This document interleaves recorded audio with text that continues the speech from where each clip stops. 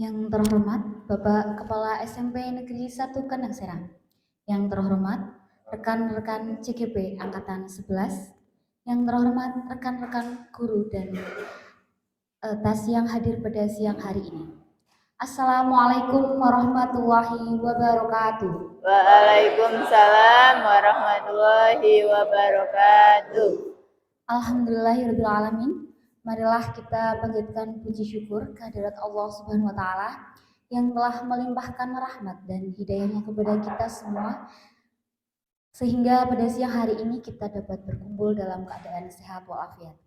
Tidak lupa, salawat serta salam marilah kita curahkan kepada Nabi besar Muhammad SAW, sehingga pada siang hari ini kita dapat bersama dalam acara diseminasi budaya positif yang akan disampaikan oleh calon guru penggerak Angkatan 11.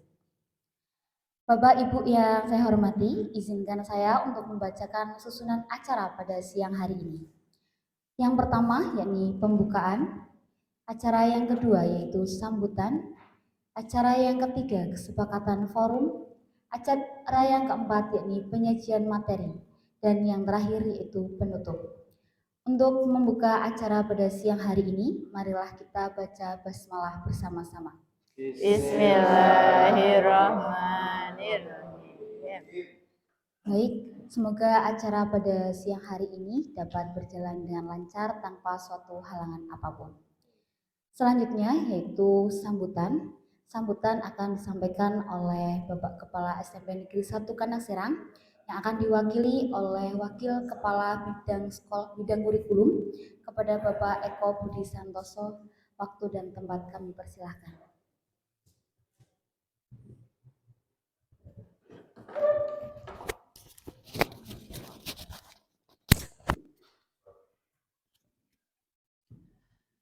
Bapak Ibu sekalian, Assalamualaikum warahmatullahi wabarakatuh. Waalaikumsalam warahmatullahi wabarakatuh. Alhamdulillahirabbil alamin, wassalatu wassalamu ala sayyidina Muhammadin wa ala alihi washabihi ajmain, amma ba'du. Yang saya hormati Bapak Ibu calon guru penggerak angkatan 11, yang kami hormati pula Bapak Ibu guru beserta tenaga administrasi sekolah yang pada siang hari ini berkenan hadir untuk mengikuti acara diseminasi budaya positif oleh guru penggerak kita yang berlima, ya, yang termasuk CGP Angkatan 11. Salawat serta salam mari kita selalu sanjungan pada Nabi besar Muhammad SAW. Semoga kita mendapatkan syafaatnya di yaumul akhir nanti. Allahumma amin. Bapak Ibu sekalian, saya mewakili Bapak Kepala Sekolah pada kesempatan kali ini. Beliau menitipkan pesan. Yang pertama adalah mohon maaf tidak bisa menghadiri kegiatan pada siang hari ini karena pada hari ini ada dua agenda yang harus beliau hadiri. Kemudian beliau menitipkan bahwa untuk kegiatan pada siang ini bisa dimanfaatkan sebaik-baiknya untuk menambah wawasan dan pengetahuan bagi Bapak Ibu guru dan tenaga administrasi sekolah. Kemudian yang berikutnya adalah selamat untuk Bapak Ibu calon guru guru penggerak angkatan 11 yang pada siang hari ini sudah melaksanakan kegiatan aksi nyata di kelas, ya, terutama berkaitan dengan budaya positif. Kemudian semoga apa yang dilakukan oleh Bapak Ibu guru calon guru penggerak atas 11 ini bisa menambah wawasan untuk kita semua dan memberikan peningkatan berkaitan dengan budaya positif khususnya di SMP Negeri 1 Kandang Serang. Itu Bapak Ibu sekalian yang bisa saya sampaikan. Sekali lagi mohon maaf atas segala kekurangannya. Terima kasih. Assalamualaikum warahmatullahi wabarakatuh. Waalaikumsalam warahmatullahi wabarakatuh. Terima kasih kepada Bapak Eko Budi Santoso atas sambutan yang telah diberikan. Acara yang selanjutnya yaitu kesepakatan forum yang akan disampaikan oleh Ibu Kusdiarti. Kepada Ibu Kusdiarti kami persilahkan.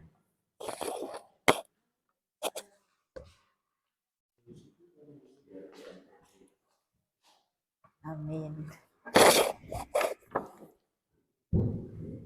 Assalamualaikum warahmatullahi wabarakatuh. Waalaikumsalam warahmatullahi wabarakatuh. Baik, Bapak Ibu yang terhormat, untuk forum kali ini mari kita sepakati ya.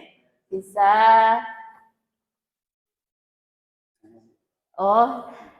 enggak, itu nanti saja Pak Aris. Yang kesepakatan forum, ya. Jadi selama proses ini berjalan kurang lebih 1 jam ke depan, mari kita sepakati.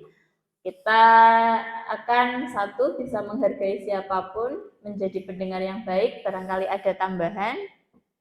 Bapak Ibu, selama proses diseminasi budaya positif, kesepakatan apa yang akan kita sepakati?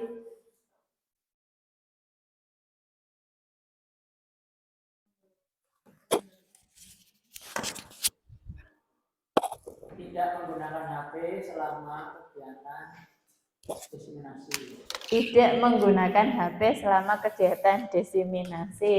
Ya. Disepakati Bapak Ibu? Sepakat. Ya. Ada lagi? Iya, mengikuti acara sampai selesai. Bagaimana yang lain? Sepakat? Sepakat. Oke, ditulis Pak Aris. Iya? Menjaga kebersihan dan ditata kembali tempatnya.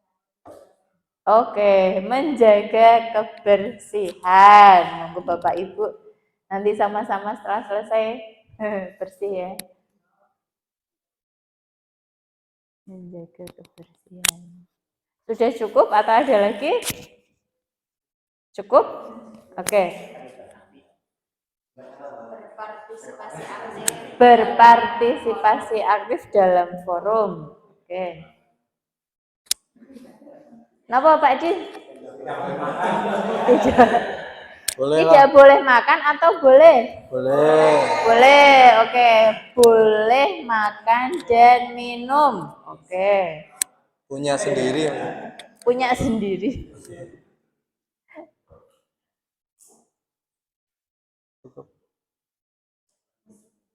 Oke, saya bacakan lagi ya untuk kesepakatan forum. 1, menghargai siapapun, menjadi pendengar yang baik, tidak menggunakan HP selama diseminasi, mengikuti acara sampai selesai, menjaga kebersihan, berpartisipasi aktif, dan 1 lagi Pak Aris, boleh makan dan minum. Ya, itu kesepakatan. Cukup ya? Ya, terima kasih. Saya kembalikan lagi kepada Bu Dia. Terima kasih. Terima kasih kepada Bu Sudiarti dan kesepakatan forum pada siang hari ini. Yang selanjutnya yakni acara ini berupa penyajian materi. Sebelum penyajian materi, izinkan saya untuk memperkenalkan penyaji materi pada siang hari ini. Penyaji materi yang pertama yaitu oleh Ibu Kusdiarti. Ibu Kusdiarti, silakan bisa berdiri dulu biar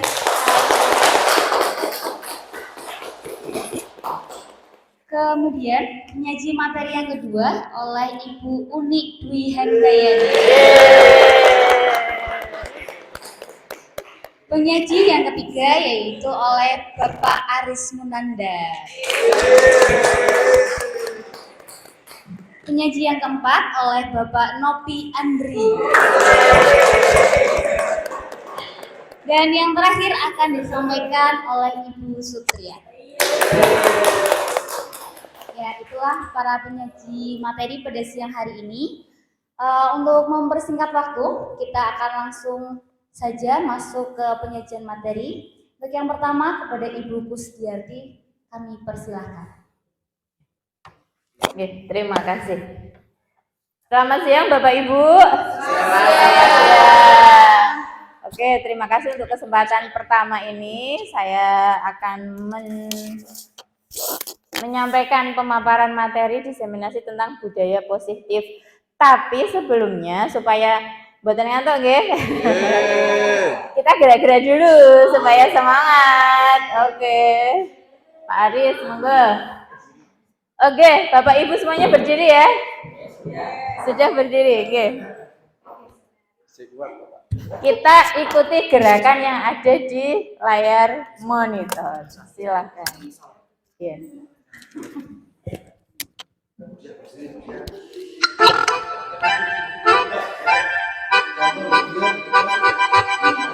Ngalangin deh. 5, 4,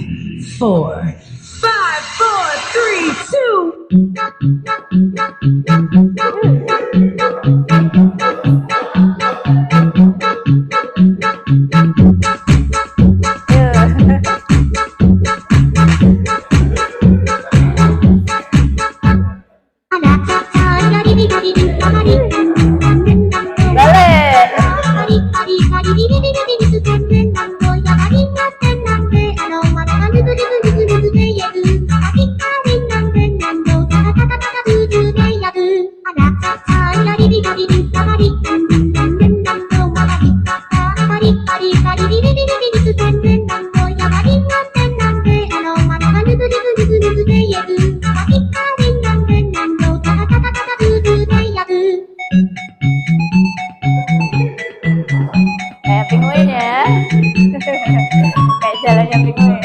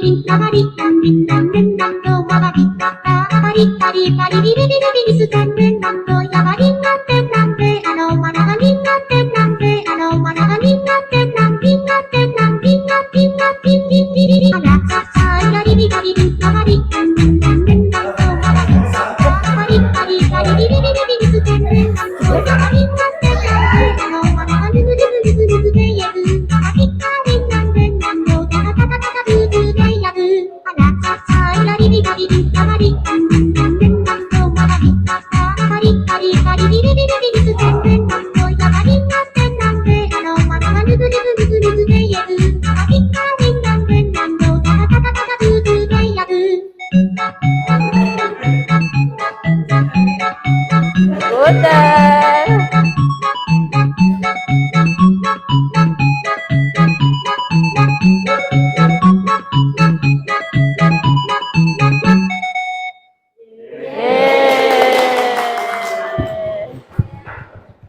Terima kasih. Bagaimana Bapak Ibu? Lumayan ya, berkeringat, sehat. Insya Allah sehat. Oke.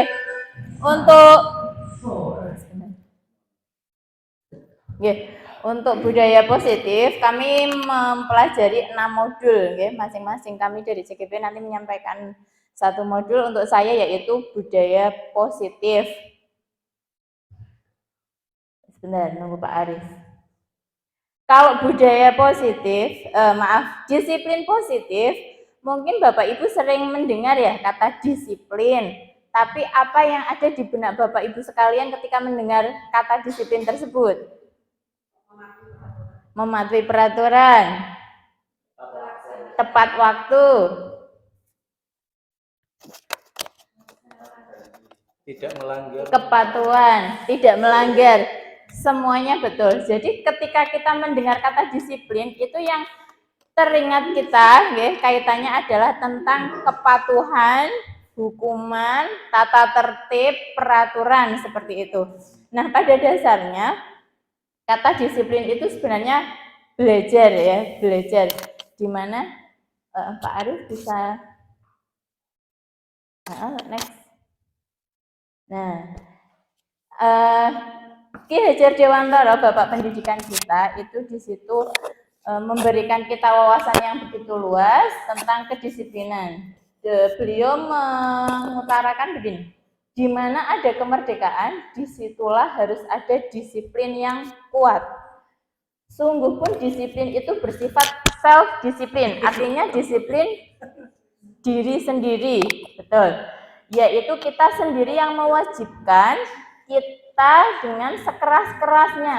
Tetapi itu sama saja jikalau kita tidak cakap melakukan self disiplin, wajiblah penguasa lain yang mendisiplinkan diri kita, dan peraturan demikian itulah harus ada di dalam suasana yang merdeka. Jadi begini Bapak Ibu, disiplin itu sejatinya dari dalam diri kita dulu. Kalau kitanya tidak bisa, memang mengharuskan ada peraturan di luar kita. Seperti di sekolah itu berarti ada tata tertib, betul sekali. Lanjut Pak Aris. Nah, untuk disiplin positif di sini merupakan suatu cara penerapan disiplin yang mengajarkan anak untuk bertanggung jawab dan menumbuhkan kesadaran diri berdasarkan nilai-nilai kebajikan. Ada pepatah yang mengatakan begini, hasil yang besar, setiap hasil yang besar itu selalu dimulai dari langkah yang sederhana, diiringi dengan komitmen dan disiplin. Makanya kita selalu mengajarkan kepada anak-anak kita untuk bisa disiplin agar mereka bertanggung jawab dan bisa mempunyai nilai-nilai yang diyakini dalam pribadi mereka masing-masing. Seperti itu. Lanjut Pak Aris. Oke, disiplin positif lebih ke arah disiplin diri yang dapat mengontrol diri dan melakukan segala tindakan. Ini saya juga ada perumpamaan lagi nih. Bapak Ibu pasti punya sesuatu yang sangat berharga. Punya? Ketika misalkan sesuatu itu kita dalam genggaman, kemudian ada orang lain yang meminta, kita bisa memberi atau bisa juga kita tidak mau memberi. Betul seperti itu? Siapa yang mengontrol? Diri kita sendiri, betul sekali. Jadi seperti itulah. Awal mula disiplin itu dari kontrol kita sendiri. Jadi kita akan membuka wawasan. Kita itu tidak bisa mendisiplinkan orang lain, ya. Kemudian bila kita ingin membuat kemajuan perlahan, sedikit-sedikit ubahlah sikap atau perilaku Anda. Jadi kalau kita ingin mengubah sesuatu, diri kita dulu yang diubah. Di sini ada teori kontrol yang kaitannya dengan tadi ya. Kita punya sesuatu yang berharga, siapa yang bisa mengontrol? Itu diri kita sendiri. Stimulus respon kelihatan enggak ya? Saya di tengah ya? Enggak ya? Pak Eko dan lain sebagainya. Di sini, oke. Di sini ada stimulus respon, kemudian ada juga teori kontrol. Stimulus respon itu yang bagaimana? Ini pandangan sebelum kita belajar tentang disiplin positif dari diri kita dulu ya. Jadi mungkin dari kita, Bapak Ibu Guru semuanya, termasuk kita, terkadang masih memandang sesuatu kebutuhan itu kita sama, punya kebutuhan yang sama. Padahal kebutuhan masing-masing orang itu berbeda. Kemudian, semua orang melihat hal yang sama. Kadang kita membuat paradigma, misalkan nih, ada murid yang membuat kesalahan. Terkadang kita sesama itu, ya itu si A salah. Udah, semuanya memandang dia salah, tanpa kita tahu penyebab dia melakukan sebuah kesalahan. Jadi sebetulnya setiap orang itu memiliki gambaran yang berbeda-beda. Kemudian kita mencoba mengubah orang agar berpandangan sama dengan kita. Nah, ini juga terkadang kita masih melakukannya juga. Kita seperti diskusi dengan teman kita untuk membuat satu pandangan yang sama, bahwa si A itu salah. Nah, itu juga sebetulnya tidak betul, sehingga kita akan mengubah diri kita sebagai guru bahwa semua perilaku memiliki tujuan. Siswa yang menurut kita berbuat kesalahan, belum tentu menurut siswa itu salah, karena mereka punya tujuan tertentu, seperti itu. Kemudian orang lain bisa mengontrol saya. Nah, dari analogi tadi ya, contoh tadi, bahwasanya hanya kita yang bisa mengontrol diri kita sendiri. Kemudian dihubungkan dengan saya bisa mengontrol orang lain. Tidak bisa ya Bapak Ibu. Contoh, Bu Ainun punya uang nih 50.000. Bu Ainun, ayo uangnya 50.000 buat jajan aja. Bisa enggak saya mengontrol Bu Ainun? Tidak bisa. Bu Ainun bisa mengontrol sendiri. Jadi kita tidak bisa mengontrol orang lain. Pemaksaan adalah pada saat bujukan gagal. Di sini kita memaksa, bisa dikatakan membujuk tapi gagal, tapi akhirnya maksa. Nah, Ya, kemudian yang betul itu kolaborasi dan konsensus menciptakan pilihan-pilihan baru. Misalkan tadi Bu Ainun nggak bisa menyerahkan uang 50.000, kita kolaborasi. Nah, misalkan Mbak Ainun pengennya apa, kita pengennya apa, itu bisa. Kemudian model berpikir menang kalah itu semacam gini. Ketika kita menghadapi atau melihat seseorang itu berbuat kesalahan, kita selalu membuat seseorang itu seperti menjadi korban, padahal tidak boleh ya, tidak boleh. Kita harus selalu berpikir, ya berpikir menang-menang bagaimana siswa tersebut bukan korban, seperti itu. Kemudian disiplin positif, disiplin diri dapat membuat murid memahami dan menyadari berdasarkan motivasi internal, bukan akibat paksaan, pujian ataupun hukuman. Tadi sudah di awal disampaikan. Mohon maaf sebelumnya, saya terlalu cepat atau tidak ya? Tidak, enggak. Belum Pak Aris, masih tadi slide yang tadi. Nah, disiplin diri itu kita seperti berharap, punya harapan karena kita tidak bisa memaksa orang lain, tidak bisa mengontrol orang lain. Bagaimana seseorang itu punya motivasi internal. Dia memang benar-benar punya keinginan dari diri dia sendiri. Saya sih pengen seperti ini, tapi tentunya dalam lingkup yang positif, bukan negatif. Kenapa kami menerapkan disiplin positif? Dan itu bukan karena paksaan, bukan untuk ingin mendapat pujian, hadiah, ataupun karena menghindari hukuman. Kebanyakan orang mungkin masih ada ya beberapa atau mungkin juga siswa karena terkait dengan peraturan tata tertib, dia menghindari hukuman, dia terpaksa untuk disiplin. Nah, itu kami menginginkan supaya anak itu punya motivasi internal. Jadi memang benar-benar saya melakukan disiplin seperti ini ya karena keyakinan saya, karena saya tadi punya nilai-nilai sehingga saya harus disiplin seperti itu. Lanjut Pak Aris. Bisa saya katakan tujuan mulia dari penerapan disiplin positif adalah agar terbentuk murid-murid yang memiliki nilai-nilai kebajikan yang melekat pada dirinya. Nilai ya Bapak Ibu, untuk nilai kita tentunya ingin menjadi seseorang yang bernilai, berharga seperti itu. Ketika kita terbiasa menerapkan disiplin positif, menurut Bapak Ibu bagaimana orang lain memandang kita? Kalau kita sudah terbiasa menerapkan disiplin positif, nilainya akankah tinggi atau malah rendah? Tinggi ya. Nah, begitu juga ketika kita mau belajar menerapkannya kepada siswa seperti itu. Lanjut Pak Aris. Nah, untuk tentang nilai, kami rangkum saja. Nilai itu banyak. Ada nilai tanggung jawab, nilai kebersihan, nilai komitmen, nilai keselamatan, kesehatan. Tapi karena kita berada di kurikulum merdeka, nilai itu sudah diringkas ya dalam dimensi profil pelajar Pancasila.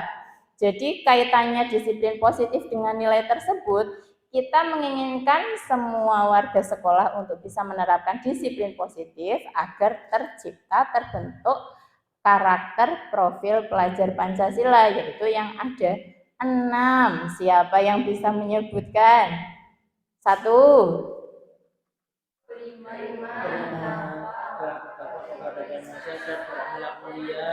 3. 4. 5. 6. Itu juga kita harus bisa menanamkan dalam diri kita dulu ya Bapak Ibu ya. Lanjut Pak Aris. Nah, dari pemaparan tadi Bapak Ibu ini sesuai dengan alurnya begitu, alurnya. Jadi rahasia kedisiplinan itu tadi adalah motivasi. Tentunya motivasi yang utama tadi yang dari dalam motivasi internal, intrinsik diri sendiri, betul sekali. Ketika seseorang telah termotivasi, kedisiplinan akan terbentuk dengan sendirinya. Sepakat, setuju atau tidak nih Bapak Ibu? Setuju, nggih? Nggih. Mungkin itu saja. Nggih Pak Aris, sudah? Oke, itu pemaparan dari saya mengenai disiplin positif. Barangkali nanti ada yang mau ditanyakan bisa di sesi tanya jawab. Dari saya sekian, terima kasih, mohon maaf atas segala kekurangan. Wassalamualaikum warahmatullahi wabarakatuh.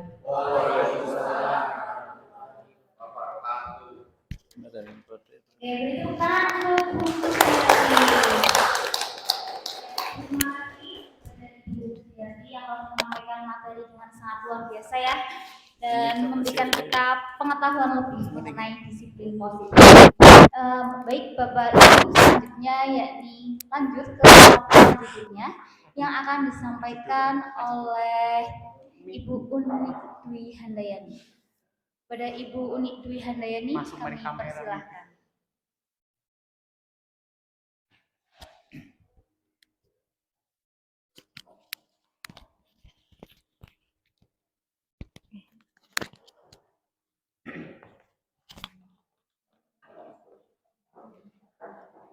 Bapak Ibu, kita lanjutkan. Masih semangat? Walaupun sudah siang tetap semangat ya. Saya tanya dulu kabarnya. Bagaimana kabarnya hari ini Bapak Ibu? Baik. Ya, diulangi lagi satu kali lagi. Alhamdulillah sehat, kuat, luar biasa, gitu ya. Ya. Bapak Ibu, bagaimana kabarnya hari ini? Alhamdulillah sehat, kuat, luar biasa. Ya. Kalau di TK malah ditambahi Allahu Akbar, gitu ya. Ya Bapak Ibu, kita lanjut kembali. Sebelumnya saya salam dulu. Assalamualaikum warahmatullahi wabarakatuh.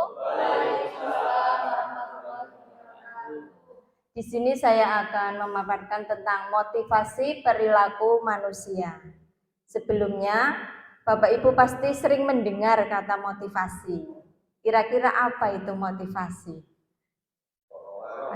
Dorongan, ya bisa. Kemudian apa lagi? Penyemangat. Tadi motivasinya mengikuti presentasi di sini apa Bapak Ibu? Semangat, pengen mencari ilmu, betul, pengen mencari ilmu tentunya ya. Nah itu ya, Pak. Betul. Jadi motivasi itu dorongan yang muncul dari diri seseorang ketika mau melakukan sesuatu. Jadi sesuatu itu pasti ada motivasinya, ada niatnya. Nah di sini saya akan menerangkan tentang motivasi perilaku manusia. Lanjut Pak Aris ya. Ada 3 motivasi perilaku manusia. Yang pertama, untuk menghindari ketidaknyamanan atau hukuman. Jadi saya takut kalau dihukum misalnya ya, atau kalau tidak ikut nanti bagaimana gitu ya. Itu untuk menghindari ketidaknyamanan atau hukuman. Yang kedua, untuk mendapatkan imbalan atau penghargaan dari orang lain. Jadi motivasinya itu biar mendapatkan sesuatu, begitu yang kedua. Kemudian yang ketiga, untuk menjadi orang yang mereka inginkan dan menghargai diri sendiri dengan nilai-nilai yang mereka percaya. Nah, dari ketiga motivasi ini akan kita jabarkan. Lanjut Pak Aris. Nah, yang pertama, untuk menghindari ketidaknyamanan atau hukuman. Ini adalah motivasi tingkat yang paling rendah. Jadi biasanya kita contohkan kepada anak-anak ya, motivasinya mengerjakan tugas itu apa anak-anak? Takut sama guru matematikanya karena killer misalnya gitu ya. Atau mungkin berangkat sekolah tepat waktu itu motivasinya apa anak-anak? Takut sama guru BK biar tidak dihukum, takut dengan hukuman. Nah ini motivasi yang terendah ya, dimana biasanya orang yang motivasi perilakunya untuk menghindari hukuman atau ketidaknyamanan akan bertanya apa yang akan terjadi apabila saya tidak melakukannya. Jadi ada rasa takut, Ada rasa nanti jangan-jangan seperti ini, seperti itu. Sebenarnya mereka sedang menghindari permasalahan yang mungkin muncul dan berpengaruh pada mereka secara fisik, psikologis maupun tidak terpenuhinya kebutuhan mereka. Bila mereka tidak melakukan tindakan tersebut, nah motivasi ini bersifat eksternal, jadi dorongan dari luar, bukan dari dalam dirinya sendiri. Kemudian selanjutnya, yang kedua adalah untuk mendapatkan imbalan atau penghargaan dari orang lain.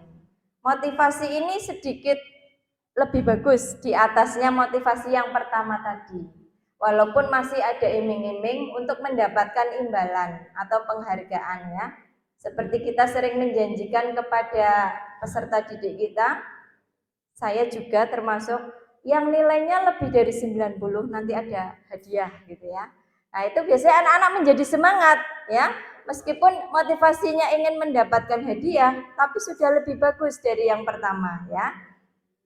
Di motivasi ini, orang berperilaku untuk mendapatkan imbalan atau penghargaan dari orang lain. Orang dengan motivasi ini akan bertanya, apa yang akan saya dapatkan apabila saya melakukannya? Mereka melakukan sebuah tindakan untuk mendapatkan pujian dari orang lain yang menurut mereka penting dan mereka letakkan dalam dunia berkualitas mereka. Mereka juga melakukan sesuatu untuk mendapatkan hadiah, pengakuan, atau imbalan. Motivasi ini juga masih termasuk motivasi eksternal yang datangnya dari luar. Kemudian yang terakhir, yang ketiga, di sini ada untuk menjadi orang yang mereka inginkan dan menghargai diri sendiri dengan nilai-nilai yang mereka percaya. Jadi ini motivasi yang tertinggi, yang lebih bagus dari motivasi yang pertama dan yang kedua. Motivasi ini orang yang seperti apa yang apabila saya melakukannya. Jadi mereka itu ingin menjadi orang seperti apa ketika melakukannya. Mereka melakukan sesuatu karena nilai-nilai yang mereka yakini dan hargai. Dan mereka melakukannya karena mereka ingin menjadi orang yang melakukan nilai-nilai yang mereka yakini tersebut. Jadi motivasi ini itu motivasi dari dalam dirinya sendiri. Ketika peserta didik kita datang ke sekolah, berarti motivasinya karena apa? Ya karena memang belajar pengen pintar. Seperti halnya kita sebagai seorang guru ya. Insya Allah dalam proses untuk menuju motivasi yang ketiga. Atau mungkin memang sudah ada ya dalam diri kita ya. Motivasi kita sebagai guru apa? Ya ingin mencerdaskan anak-anak peserta didik kita. Begitu ya Bapak Ibu ya. Insya Allah. Amin. Nah, di sini ada kasus, contoh kasus. Saya bacakan ya Bapak Ibu. Mohon maaf, saya sebelah sini karena agak kurang terang mata saya. Ibu Anas, guru kelas 2 SD, mendapatkan masalah. Murid-muridnya tidak bisa tertib berdiri antri di depan pintu kelas dan selalu berebutan masuk ke dalam kelas setelah jam istirahat usai. Ini tentunya sangat mengganggu proses pembelajaran, di mana kelas tidak dapat mulai tepat waktu karena Ibu Ana sibuk menenangkan murid-muridnya untuk waktu yang cukup lama. Akhirnya Bu Anas berpikir cepat dan mengandalkan stiker bintang. Setiap murid-muridnya akan masuk kelas usai jam istirahat, Bu Anas akan mengiming-imingi murid-muridnya dengan stiker bintang. Siapa yang dapat berdiri lurus dan berbaris rapi antri di depan pintu, dapat bintang dari Bu Anas. Sebagian besar murid-muridnya menyambut tantangan tersebut dan langsung berdiri rapi di depan pintu agar mendapat stiker bintang. Hal ini terus dilakukan Bu Anas selama beberapa minggu karena cukup berhasil membuat murid-muridnya berdiri rapi antri di depan pintu. Sampai pada suatu saat Bu Ana sakit dan terpaksa digantikan Pak Heru. Pak Heru tidak mengetahui tentang stiker bintang dan benar saja pada saat mau masuk ke kelas, usai jam istirahat, murid-murid kelas 2 kembali berebutan masuk kelas. Apa yang terjadi dan mengapa? Kira-kira dari cerita ini termasuk motivasi yang keberapa Bapak Ibu? Kedua. Bisa dijelaskan mungkin Bu Ainun ya Pak Eko? Oke, monggo Pak Eko. Oh itu sudah ada mic Pak Eko, monggo. Terima kasih. Kalau menurut saya, ini berarti anak-anak itu memiliki motivasi berupa ingin mendapatkan hadiah dari gurunya, yaitu tadi Bu Anas. Tapi ketika beliau tadi sakit dan kalau Pak Heru dan beliau Pak Heru tidak tahu tentang apa yang harus dilakukan, maka ketika masuk kelas tadi anak menjadi berebutan masuk kelas karena anak-anak tidak mendapatkan seperti apa yang mereka inginkan dari Bu Anas. Iya, terima kasih Pak Eko tanggapan yang sangat luar biasa. Betul ya Bapak Ibu ya. Jadi ya kita beri aplaus dulu. Kita beri wow ya, biar rame ya. Gimana Pak Aris kemarin? Diberi W, diberi O, diberi Y, wow gitu ya. W, diberi O, beri W, wow ya. Seperti itu ya Bapak Ibu ya. Kita beri wow untuk Pak Eko ya, bareng-bareng ya. Ya. 1, 2, 3. Diberi W, beri O, beri W, wow ya keren, terima kasih. Nah, ya itu ya motivasi. Nah ini selanjutnya, menurut Bapak Ibu dari ketiga jenis motivasi tadi, kira-kira motivasi yang manakah yang saat ini paling banyak mendasari perilaku murid-murid kita? Kira-kira motivasi yang mana yang lebih banyak? Pak Edi, coba Pak Edi. Oke, saya coba menjawab Bu ya. Untuk motivasi yang saat ini sering digunakan biasanya menurut saya itu yang masih motivasi nomor 2 itu. Nomor 2. Karena menurut saya siswa itu biasanya mau melakukan karena ada sesuatu. Jadi ya ada bagaimana saja dia merasa menanti itu. Menurut saya menanti itu. Terima kasih. Terima kasih Pak Edi, ya betul ya. Beri W, beri O, beri W, wow. Terima kasih Pak Edi. Biar tidak ngantuk ya Bapak Ibu ya. Iya betul ya. Walaupun tidak semua ya peserta didik kita memiliki motivasi yang kedua, ada juga yang pertama mungkin ketiga, tapi semuanya itu proses Bapak Ibu, karena kita sendiri, saya sendiri motivasinya itu tidak langsung ke yang nomor 3. Bu Uni wis regep mangkate ora tau telat, enggak seperti itu ya Bapak Ibu. Jadi semuanya itu berproses. Dari hukuman, mungkin ketidaknyamanan, pekewo dengan teman-teman, sing mangkate gasik ya. Kemudian beralih kepada penghargaan, mungkin pujian juga, wes beres kayak Bu Uni, mlebune kasih gitu ya. Itu juga dibutuhkan dari kita ya, semangat. Kemudian baru berlanjut ke yang ketiga, yang memang benar-benar dari diri kita, berintegritas mungkin seperti itu ya. Nah, itu Bapak Ibu dari saya tentang motivasi perilaku manusia. Kita lanjutkan kepada pembicara yang ketiga, yaitu Bapak Aris Munanda. Kepada beliau kami persilahkan. Oh, saya kembalikan ke moderator. Ya Pak moderator.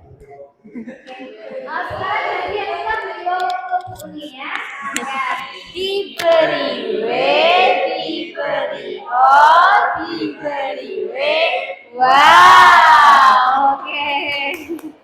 Luar biasa Oke, selanjutnya kita lanjutkan pada pemateri yang ketiga yaitu Bapak Aris Munandar. Kepada Bapak Aris Munandar kami persilahkan.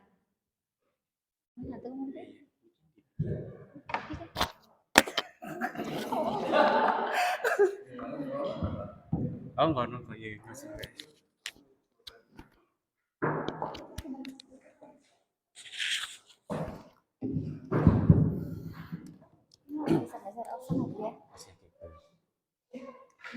Oh, bisa. Baik, assalamualaikum warahmatullahi wabarakatuh. Selamat siang Bapak Ibu.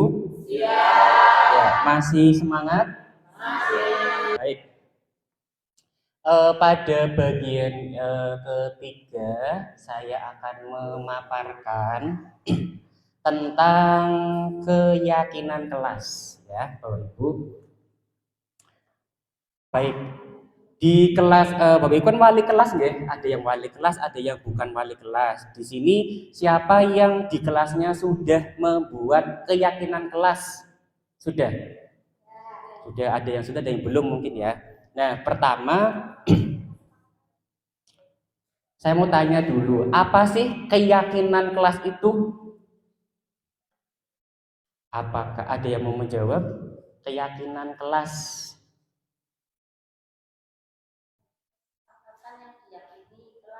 Kesepakatan yang diyakini kelas, cara gampangnya gitu ya Bu Unik ya. Tuh. Oke, keyakinan kelas adalah seperangkat nilai dan prinsip yang disepakati bersama oleh guru dan murid untuk memandu perilaku dan interaksi di dalam kelas. Jadi keyakinan kelas itu bukan dibuat oleh guru, melainkan disepakati bersama ya. Tujuannya untuk memandu perilaku interaksi di dalam kelas, begitu. Nah, kemudian keyakinan kelas itu tidak ujuk-ujuk terjadi atau dibuat ya, tapi ada alur pembuatannya.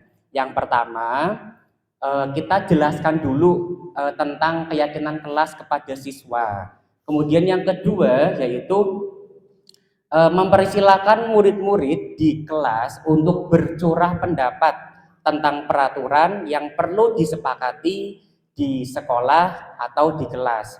Jadi keyakinan kelas itu berawal dari sebuah aturan kelas. Misalnya apa Bapak Ibu? Tidak boleh makan. Oh ya, tidak boleh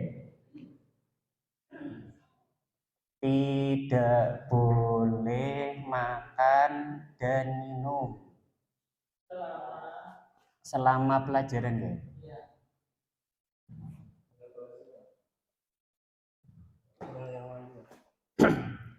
Tidak boleh makan dan minum selama pelajaran. Yang kedua, biasanya Tidak boleh tidur. ya tidak boleh tidur, boleh. Menghargai orang lain. Biasanya kalau tugas gimana Bapak Ibu? Mengerjakan tugas tepat waktu. Satu lagi mungkin.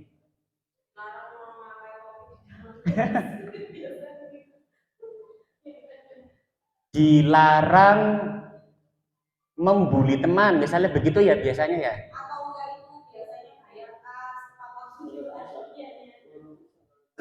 Oh mungkin gitu Pak. Oh gini, dilarang membuang sampah sembarangan.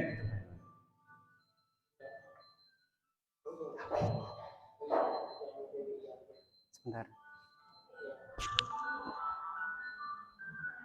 Mati apa ora? Video nih. Jalan. Baik. Jadi ketika pertama kita tanya dulu ke siswa tentang peraturan apa yang perlu dilakukan atau tidak dilakukan oleh siswa dan oleh guru ya. Kemudian tahap ketiga yaitu susunlah keyakinan kelas sesuai prosedur keyakinan kelas. Gantilah kalimat yang bentuknya negatif menjadi kalimat positif.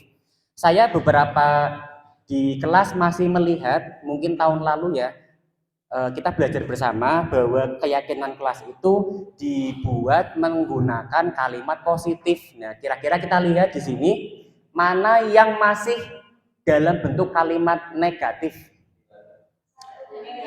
1, 2, dan 5. Ya, nah jadi kita membuat keyakinan kelas itu tidak boleh menggunakan kalimat negatif. Ya, kira-kira untuk agar diubah menjadi kalimat positif, kalimatnya bagaimana? Yang pertama. Nah, bisa makan dan minum di luar kelas, begitu ya. Baik, yang kedua, tidak tidur di luar. Yang kedua, mungkin berpartisipasi aktif selama pelajaran, begitu enggak? Ya, mungkin berpartisipasi aktif gitu ya, selama pembelajaran. Kemudian yang ketiga, menghargai orang lain sudah positif ya? Sudah. Yang keempat, mengerjakan tugas tepat waktu. Sudah. Nah, yang kelima, dilarang membuang sampah sembarangan. Kita ubah ke kalimat positif. Iya, buanglah sampah pada tempatnya.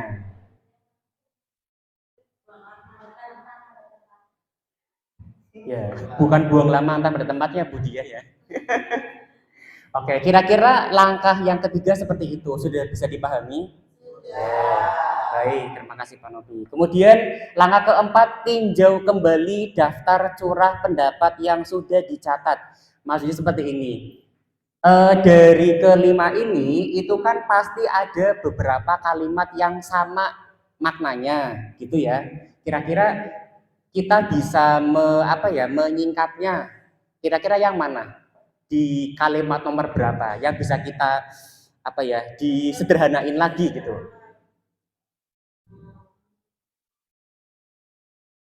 Ada atau tidak? Tidak ada ya? Oh, berarti sudah sesuai. Jadi intinya kalau misalkan kita membuat keyakinan kelas terus ada beberapa kalimat yang maknanya hampir sama, kita sederhanakan lagi menjadi satu kalimat begitu.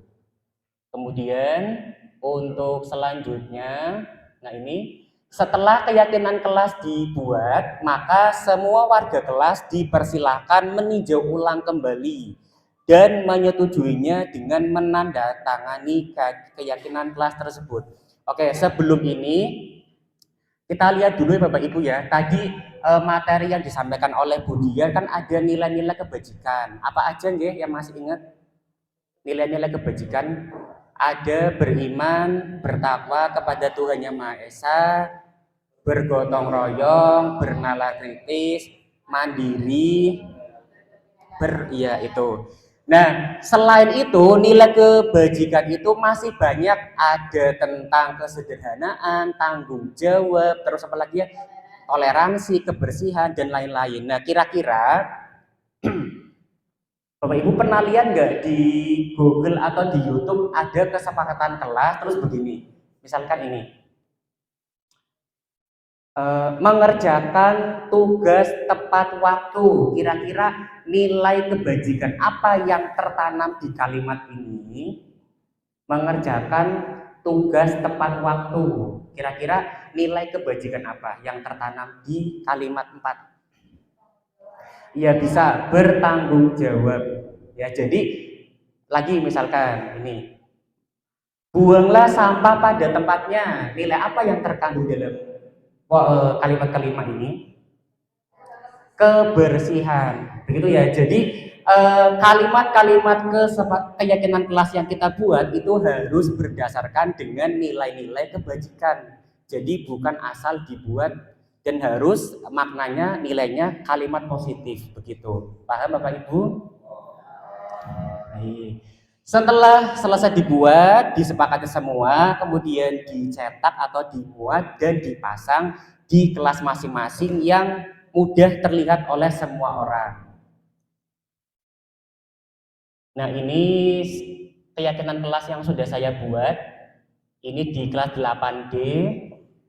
Yang pertama ada disiplin, ini nilai kebajikannya, kemudian tanggung jawab, tertib, respect, itu menghargai orang lain ya. Kemudian ada kebersihan dan percaya diri, itu hubungannya dengan ini, aktif selama pembelajaran. Gitu. Nah ini pada minggu yang lalu saya di kelas 8D sudah mencoba membuat keyakinan kelas. Yang pertama langkahnya saya berkoordinasi dulu bersama rekan CGP dan Bapak Kepala Sekolah. Kemudian setelah itu saya menjelaskan tentang keyakinan kelas kepada murid, tujuannya apa yang harus mereka lakukan. Di tahap kedua ini saya meminta siswa untuk mencurahkan pendapatnya tentang peraturan tadi yang masih menggunakan kalimat negatif, begitu ya. Langkah ketiga, saya meminta memasangkan pendapatnya mereka masing-masing menggunakan kertas, namanya apa Ibu? Post-it ya? Ya, kertas post-it ditempelkan di kertas tersebut, macam-macam isinya ya, ada yang negatif, ada yang positif, namanya anak begitu. Kemudian tahap keempat, saya membacakan satu persatu, kemudian dari sini kita pilih kembali mana yang sudah bagus, mana yang perlu dihilangkan, mana yang sama gitu ya. Kita tuliskan di sini, kemudian setelah sudah disepakati, dicetak keyakinan kelasnya, ditempelkan di sini di depan meja guru ya.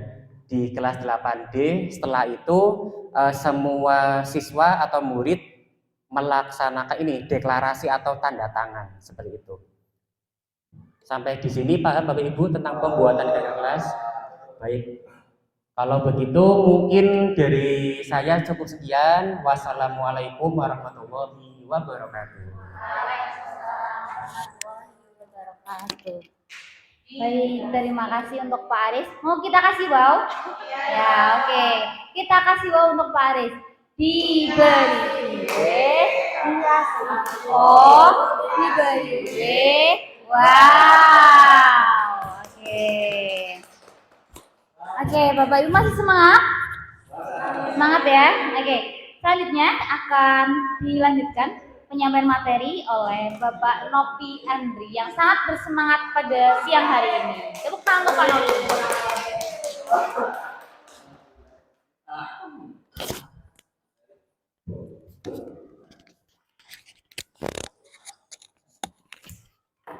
Cek. Terima kasih Ibu Diah sebagai moderator hari ini yang tampil begitu prima. Gitu ya Bu ya. Terima kasih Bapak Ibu. Assalamualaikum warahmatullahi wabarakatuh. Bapak Ibu masih semangat ya? Kali ini saya kebagian untuk menyampaikan materi terkait dengan kebutuhan dasar. Bapak Ibu sudah mulai ngantuk? Sudah ya? Sudah konsentrasinya sudah mulai buyar sedikit-sedikit ya? Ya. Bapak Ibu, kita mulai terkait dengan kebutuhan dasar manusia. Mengapa kita perlu memahami kebutuhan dasar manusia? Bahwa pada hakikatnya apa yang dilakukan oleh setiap orang, terutama peserta didik kita, yang mereka lakukan itu punya tujuan, termasuk ketika perbuatan peserta didik kita itu perbuatan yang bertentangan dengan nilai-nilai kebijakan atau melanggar peraturan. Padahal sebenarnya ada tujuan tertentu gitu ya. Dan dalam hal itu sebenarnya perilaku itu dikarenakan karena mereka gagal untuk memenuhi kebutuhan dasar mereka. Ada berapa Bapak Ibu kebutuhan dasar? Saya bukakan. Ada 5 kebutuhan dasar manusia. Yang pertama yaitu kebutuhan untuk bertahan hidup. Yang kedua, ada kebutuhan terkait dengan kasih sayang dan rasa diterima. Lalu ada juga tentang kebutuhan akan penguasaan. Lalu yang keempat ada kebutuhan tentang kebebasan, dan yang terakhir, yang kelima ada kebutuhan tentang kesenangan. Masih belum dong ya? Nah, mari kita lanjutkan. Pertanyaan pemantik begini, Bu. Saya kenal Ibu Diah. Ibu Diah ini wali kelas. Diah yang sana, Bu. Ya, yang baru saja ketua OSIS. Mantan ketua OSIS. Pertanyaan begini, Bu. Ada sebuah kondisi. Ibu Diah ini wali kelas 7A di SMP Pelita Hati. Sedang bingung. Bingung kenapa Ibu Diah? Ibu Diah bingung menghadapi ulah salah satu muridnya di kelas, ya, yang bernama Doni. Beberapa anak di kelas 7A ini mengeluhkan Doni yang seringkali meminta bekal. Bekal makan siang mereka diambil secara paksa oleh Doni. Nah, pertanyaannya, jika Bapak Ibu menghadapi situasi seperti yang dihadapi Ibu Diah, apa yang Bapak Ibu lakukan? Lalu, menurut Bapak Ibu, kira-kira apa alasan Doni melakukan itu, dan kebutuhan dasar apa yang sedang berusaha dipenuhi oleh Doni? Ada yang mau berpendapat? Bapak Ibu, Pak Aris misalnya, monggo Pak Aris.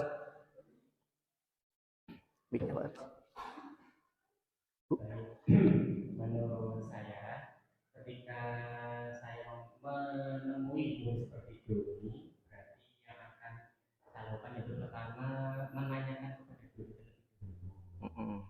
Kira-kira kenapa kamu melakukan hal seperti itu? Jadi kita konfirmasi dulu, Pak.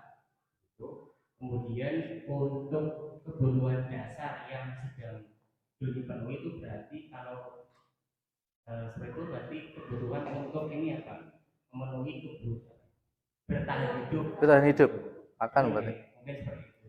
Deh. Terima kasih. Beri aplaus untuk Pak Aris. Ada lagi yang mau berpendapat? Mungkin bisa meninjau dari aspek lain, pandangan lain. Monggo. Cukup dari Pak Aris, cukup ya. Baik. Ada betul apa yang disampaikan Pak Aris, kita perlu konfirmasi terlebih dahulu. Jangan sampai kita langsung marah, memberikan hukuman, memberikan sanksi dan sebagainya. Maka kita perlu konfirmasi. Kalau Gus Edi mengatakan, maka kita perlu tabayun, gitu Gus ya. Tabayun. Ada beberapa kemungkinan Bapak Ibu. Jawaban yang pertama misalnya, apabila jawaban Doni karena ia lapar dan orang tuanya tidak membawakannya bekal makan siang, maka kebutuhan dasar yang coba dipenuhi oleh Doni itu adalah kebutuhan untuk bertahan hidup. Kebutuhan bertahan hidup itu apa? Kebutuhan terkait dengan sifat-sifat fisiologis kita. Ya makan, sandang, papan, pangan. Itu secara fisiologis. Tetapi ada juga kebutuhan dasar secara psikologis, yaitu kebutuhan akan rasa aman. Ini kebutuhan dasar. Yang pertama yaitu kebutuhan untuk bertahan hidup. Alternatif yang kedua, bisa saja si Doni menjawab bahwa dia mengambil bekal temannya karena dia merasa senang temannya ini jadi memperhatikan dia. Ya, Doni sebetulnya bawa bekal juga, tapi dia masih minta temannya, masih ngambil punya temannya. Dan alasannya dia merasa senang karena temannya jadi memperhatikan dia. Kemudian ketika temannya melaporkan tindakan itu pada gurunya dan gurunya melaporkan kepada ibunya atau orang tuanya, maka orang tuanya itu memperhatikan Doni. Nah, ketika itu terjadi, maka kebutuhan dasar yang sedang dipenuhi, yang sedang dicari atau dicoba untuk dipenuhi oleh Doni adalah kebutuhan akan kasih sayang dan rasa diterima. Kebutuhan kasih sayang itu apa? Kebutuhannya meliputi kebutuhan akan hubungan dan koneksi sosial.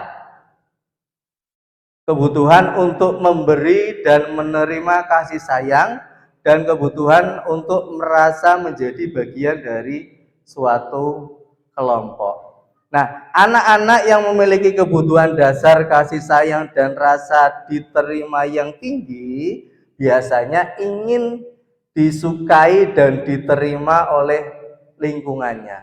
Nah, ketika kita mengetahui itu, maka kita juga perlu memberikan solusi yang tepat. Nah, mereka itu biasanya mereka belajar karena suka pada gurunya. Ya, karena ingin cari perhatian gitu. Kemudian mereka juga biasanya suka bekerja dalam kelompok karena ada yang memperhatikan. Ini kebutuhan yang kedua. Terkait dengan kebutuhan dasar yang ketiga, Bapak Ibu. Nah, apabila jawaban Doni adalah dia merasa hebat karena temannya jadi takut dengan dia dan menuruti keinginannya, maka sebetulnya Doni sedang berusaha memenuhi kebutuhan dasarnya akan kekuasaan atau penguasaan, kebutuhan pengakuan atas kemampuan supaya dia terlihat hebat, gitu ya. Kebutuhan ini berhubungan dengan kekuatan untuk mencapai sesuatu, menjadi kompeten, menjadi bisa, menjadi terampil, diakui atas prestasi dan keterampilan mereka, didengarkan dan memiliki harga diri. Kebutuhan ini meliputi keinginan untuk dianggap berharga dan bisa membuat perbedaan, bisa membuat pencapaian, kompeten, diakui, dihormati. Nah, anak-anak yang memiliki kebutuhan penguasaan yang tinggi biasanya selalu ingin jadi pemimpin. Mereka juga suka mengamati sebelum mencoba hal baru dan merasa kecewa bila melakukan kesalahan. Mereka juga biasanya rapi, sistematik, dan selalu ingin mencapai yang terbaik. Ini alternatif jawaban yang ketiga. Jawaban yang keempat, Bapak Ibu, bila Doni menjawab bahwa dia merasa bosan dengan bekal makanan yang dibawakan ibunya, karena selalu membawakan bekal yang sama. Nah, maka kebutuhan dasar yang berusaha dipenuhi oleh Doni adalah kebutuhan akan kebebasan, karena dia merasa bosan. Kebutuhan akan kebebasan ini adalah kebutuhan akan pilihan, Bapak Ibu. Jadi jangan hanya memberikan satu pilihan saja. Ketika kita memberikan satu pilihan, maka cenderung peserta didik juga akan merasa bosan. Kebutuhan untuk bebas memilih adalah kebutuhan akan kemandirian, otonomi, memiliki pilihan dan mampu mengendalikan arah hidup seseorang. Anak-anak dengan kebutuhan kebebasan yang tinggi menginginkan pilihan. Jadi bukan hanya satu saja, tapi mereka ingin pilihan. Ya, maka perlu banyak bergerak, suka mencoba-coba, tidak terlalu terpengaruh orang lain dan senang mencoba hal baru dan menarik. Begitu. Kemudian yang terakhir, Bapak Ibu, kebutuhan dasar yang kelima, bila Doni menjawab bahwa ia melakukannya karena iseng. iseng saja gitu ya. Karena menganggap menikmati ekspresi wajah teman-temannya yang kesal, karena diambil makanannya, dan menurut dia ekspresi teman-temannya yang kesal itu lucu. Nah, ketika hal ini terjadi, maka kebutuhan dasar yang berusaha dipenuhi oleh Doni adalah kebutuhan akan kesenangan, yaitu kebutuhan untuk merasa senang. Nah, kebutuhan kesenangan adalah kebutuhan untuk mencari kesenangan, bermain, tertawa. Bayangkan Bapak Ibu kalau peserta didik kita itu dilarang tertawa, dilarang bergurau, dilarang bercanda. Ya, dunia akan sepi gitu ya Bu. Ya, anak-anak dengan kebutuhan dasar kesenangan yang tinggi biasanya ingin menikmati apa yang dilakukannya. Mereka juga bisa berkonsentrasi tinggi saat mengerjakan hal yang disenangi. Fokus ketika mereka senang. Ya, mereka suka permainan dan suka mengoleksi barang, suka bergurau dan suka melucu. Kelima kebutuhan dasar itu ya yang perlu kita konfirmasi, dan setelah itu nanti kita akan memberikan solusi yang terbaik sesuai kebutuhan dasar apa yang peserta didik sedang mencoba dipenuhi. Bahwa semua orang senantiasa berusaha untuk memenuhi kebutuhannya dengan berbagai cara Bapak Ibu, termasuk kita juga sebagai Bapak Ibu guru. Bila mereka tidak bisa mendapatkan kebutuhannya dengan cara yang positif, mereka bisa melanggar peraturan atau melakukan hal-hal yang tidak sesuai dengan nilai-nilai kebajikan. Maka dari itu, jika kita dapat mengidentifikasi kebutuhan apa yang mendorong perilaku murid, maka perubahan perilaku positif dapat dimulai dengan mencari solusi untuk memenuhi kebutuhan tersebut dengan cara yang positif.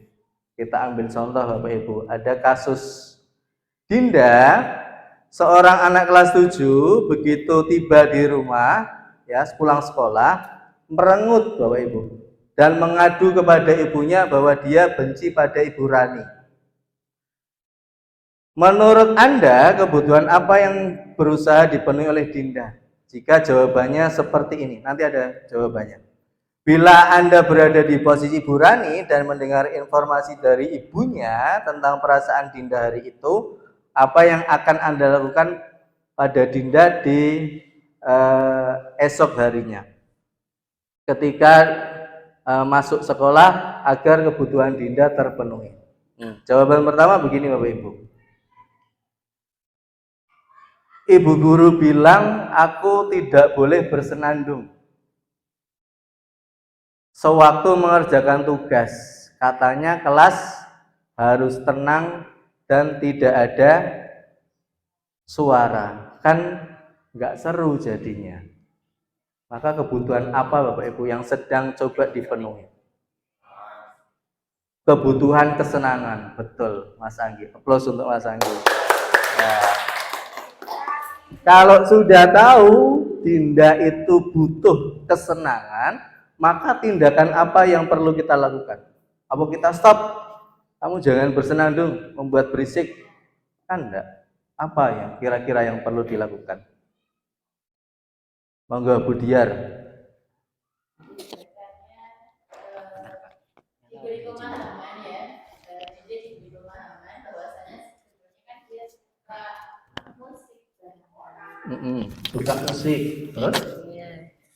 suka musik, kemudian bisa dialihkan ke ekstrakurikuler seni musik barangkali bisa. Oke, bisa seperti itu. Aplaus untuk Bu Diar. Jadi kita tahu kebutuhan dasar yang sedang coba dipenuhi, kemudian kita alihkan kepada cara-cara yang lebih positif. Kalau jawabannya yang kedua, Ibu guru tidak menyapaku hari ini, padahal aku pakai sepatu baru, maksudnya bukan rambut baru ya, sepatu baru. Jadi kebutuhan apa yang coba dipenuhi oleh Dinda kalau jawabannya yang kedua? Kasih sayang dan rasa diterima. Maka apa yang akan kita lakukan? Kita memberikan perhatian, ya. Jangan cuek begitu saja apa yang dilakukan oleh peserta didik kita. Yang ketiga, kalau jawaban si Dinda, aku bosan, masa belajarnya cuma gitu-gitu aja, dengerin ibu guru saja. Jadi gurunya itu cuma ceramah saja gitu ya, sehingga Dinda bosan. Maka kebutuhan dasar apa yang sedang coba dipenuhi oleh si Dinda? Kebebasan. Kalau sudah tahu kebutuhan dasarnya yang dipenuhi Dinda tentang kebebasan, maka tindakan kita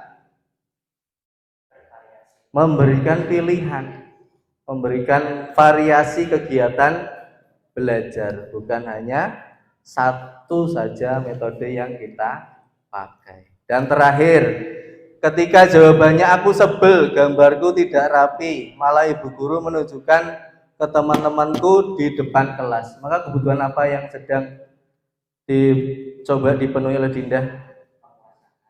Tentang penguasaan, ya. Apa tindakan kita selanjutnya? Iya, memberi apresiasi sekecil apapun, ya, kebaikan atau hal-hal yang baik yang sudah dilakukan oleh peserta didik. Gambar peserta didik jelek, tidak sesuai harapan kita, apakah kita akan ngomong gambarmu jelek gitu? Kan enggak. Ketika anak sudah mulai mencoba, maka kita perlu apresiasi sehingga mereka tetap semangat dan kebutuhan dasarnya tetap terpenuhi. Begitu Bapak Ibu terkait dengan kebutuhan dasar. Materi berikutnya akan dilanjutkan oleh Ibu Sutriyah. Saya kembalikan ke moderator. Demikian dari saya, mohon maaf atas segala kekurangan. Terima kasih. Wassalamualaikum warahmatullahi wabarakatuh. Terima kasih Bapak Nopi ya. Bareng-bareng ya, Ibu Bapak. Dikasih W, dikasih O, dikasih W. Wow. Oke, terima kasih Pak Nopi atas penyampaian materinya. Dan untuk materi yang selanjutnya akan disampaikan oleh Ibu Sutriyah. Kepada Ibu Sutriyah kami persilahkan.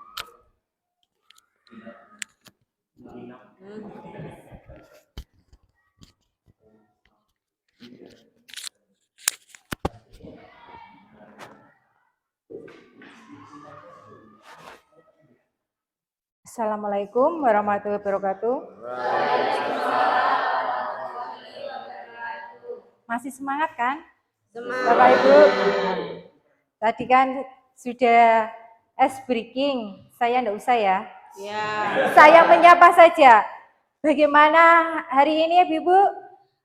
Alhamdulillah sehat. Luar biasa. Masih semangat ya? Semangat. Ya, saya di sini akan membawakan materi tentang posisi kontrol. Ya. Tentunya Bapak Guru yang ada di sini selama mengajar akan menghadapi berbagai masalah yang pernah kita hadapinya. Nah, di sini nanti kita akan melihat apakah Bapak Ibu guru di sini dalam mengajar mendapatin siswa yang berperilaku seperti terlambat atau lupa membawa buku paket. Pernah Bapak Ibu? Pernah. Banyak sekali ya. Tentunya sudah dialami ya. Sehingga kita langsung saja nanti memperlihatkan suatu video.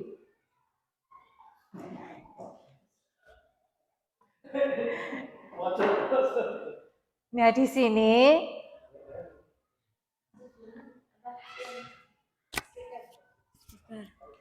Iya, posisi kontrol ya. Posisi nyala. Iki. Wes kok ana mati. Pas. Tunggu sebentar, lagi diputarkan sama Pak Aris. Iya.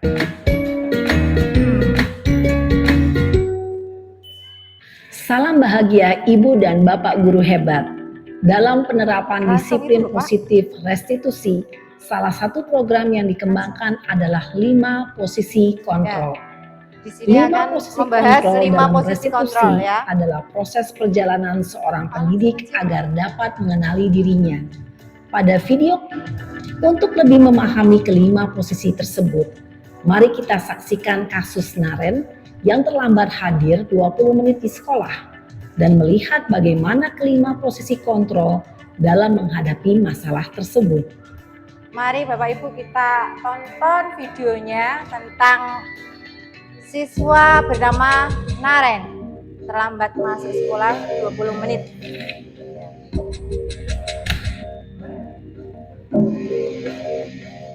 Naren, Nah itu. sini kamu. Selamat pagi, Bu. Selalu terlambat. Ingat guru Kamu BP-nya deh, ya Pak ya. pasti terlambat. Maaf, Bu. Saya Apa? Apa coba? Alasan kamu apa lagi? Kapan sih kamu tidak terlambat? Diamati ya. Malas sekali ya kamu jadi anak. saya Dasar pemalas. Gak kapok-kapok sih kamu. Sudah berapa kali terlambat?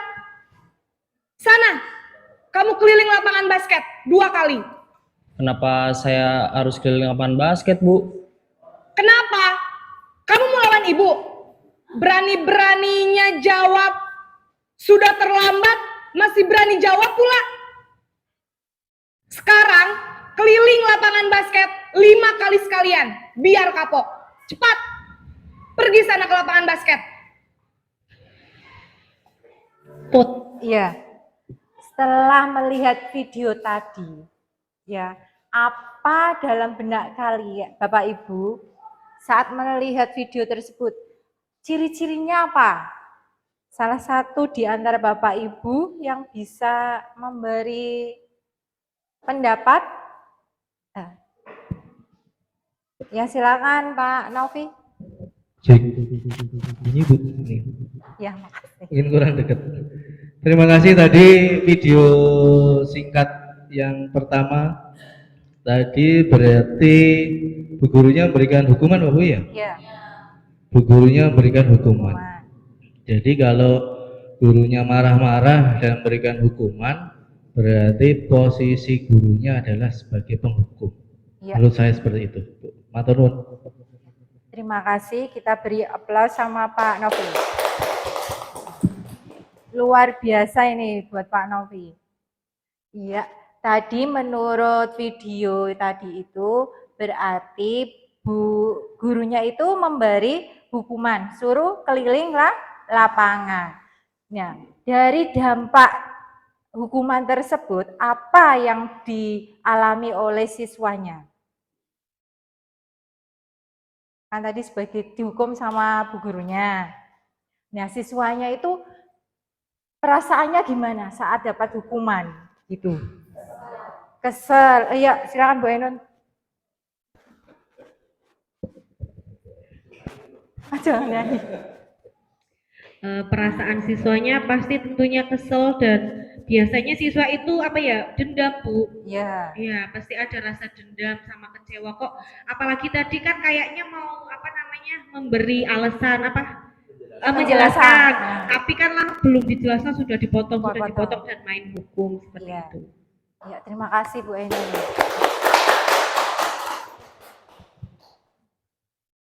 Ya betul itu tadi perasaan dari siswanya itu akan membekas ya dan akan tidak suka mungkin ya sampai pelajarannya dan orangnya.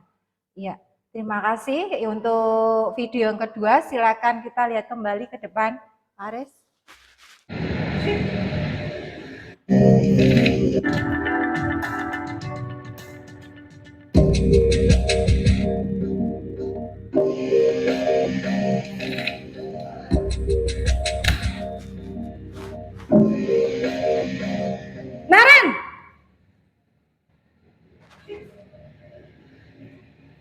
Selamat pagi, Bu. Naren, kamu kenapa terlambat lagi, nak? Ya Tuhan, Naren, kamu senang ya bikin ibu susah ya? Kalau kamu terlambat lagi, nanti ibu yang ditegur bapak kepala sekolah, nak. Disangka ibu tidak bisa membina kamu. Duh, gimana ini? Maaf, Bu. Duh, Gusti Naren. Kamu suka ya kalau ibu ditegur bapak kepala sekolah? Terus, sekarang ibu harus tulis apa ini di buku absen? Ini kamu sudah sering terlambat loh. Ibu harus apa coba? Maaf, Bu. Maaf sekali. Ya sudah, lain kali jangan bikin ibu susah lagi ya, nak ya. Ibu tidak akan kuat lagi kalau kamu begini terus. Bisa jantungan kalau ibu ditegur bapak kepala sekolah. Sana cepat ke kelas.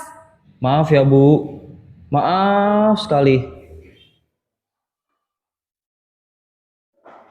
Iya. Posisi pembuat Dari video tadi, ini kan posisi kontrol yang kedua. Menurut Bapak Ibu, yang tadi lihat, itu berarti posisi sebagai pembuat merasa bersalah. Nah, cirinya itu apa? Saat Bapak Ibu melihat video tadi. Ya, Bu Mi? Ya. Silakan Bu Mi. Untuk indikator gurunya tadi mengatakan apa begitu ya Bu? Iya. Ya. Bagaimana ini Naren? Bagaimana dengan Ibu? Mungkin apa yang harus Ibu tulis gitu ya? Iya. Jadi membuat si anak itu merasa bersalah begitu. Jadi gurunya ini memelas gitu ya untuk dikasihani agar Naren itu bisa berubah. Sebenarnya membuat rasa bersalah ini juga kurang bagus ya Bu. Iya. Ya. Terus untuk anaknya mungkin si anak ini bisa merasa rendah diri akhirnya Bu. Iya, Jadi betul. pesimis, Iya. merasa bersalah dan ya kurang semangat. Ya. Mungkin seperti itu Bu. Ya. Terima kasih Bu Uni atas penjelasannya. Ya, betul kata Bu Uni itu tadi berarti cirinya anak itu menjadi tidak bersemangat, rendah diri, gitu ya Bu ya. Ya. Sehingga dampaknya itu jadi tidak ada semangat lagi, dia seperti anak yang pasrah gitu. Ya Pak, lanjut soal yang berikutnya.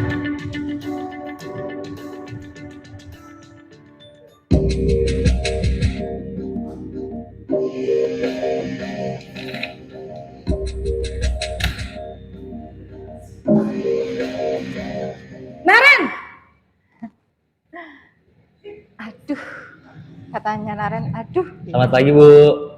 Wah, sudah jam berapa ini, nak? Terlambat lagi ya, sayang. Iya, Bu. Habis ibu saya lupa bangunkan saya, Bu. Kamu malah menyalahkan ibu kamu. Kamu bukannya anak yang larinya paling kencang. Kok terlambat sih? Iya, Bu. Saya memang terlambat bangun tadi. Jadi, biarpun saya lari kencang, tetap gak kekejar, Bu. Ya sudah sana. Nanti lain kali larinya lebih kenceng lagi ya. Biar gak terlambat lagi. Bikin seneng ibu. Demi ibu. Bisa kan? Bisa lah, Bu. Ya sudah sana masuk kelas. Ibu beresin urusan absen kamu. Kamu ini ada-ada saja. Iya, di sini sebagai teman. Bu gurunya itu tadi sebagai teman, dia menyapanya Naren itu dengan nada apa? Lebih lembut, lebih halus, ramah gitu ya. Jadi Narennya sangat berkesan, mendapat kesan jadi rasanya itu enggak turun sikapnya itu ya. Jadi ada percaya dirinya. Gitu ya. Ya, lanjut Pak.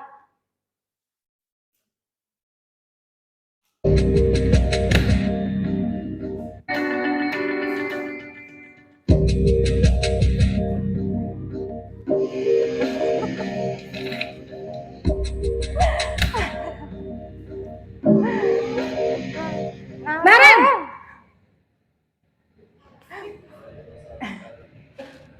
Selamat pagi, Bu. Naren, apa peraturan sekolah kita tentang jam berapa kita harus masuk sekolah, nak?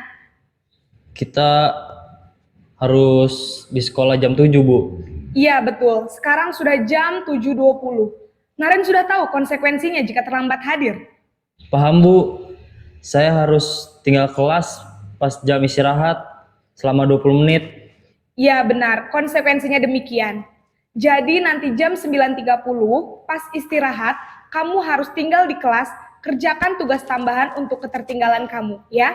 Baik, Bu. Posisi pemantau mengandalkan penghitungan atau data untuk mengontrol murid.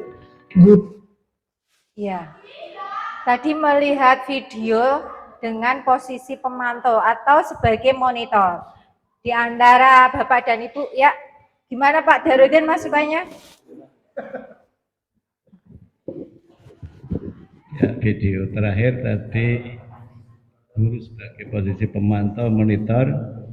Di situ guru dalam menemui anak yang terlambat, beliau tidak, ya suaranya masih agak keras, tapi menyampaikan aturan atau kesepakatan yang sudah ditentukan bahwa sekolah itu anak datang ke sekolah itu pada pukul berapa ya. Jadi kalau terlambat, anak sendiri tadi tanya apa konsekuensinya, anak langsung menjawab karena sudah tahu tata tertib atau aturan kelas datang harus jam berapa. Iya.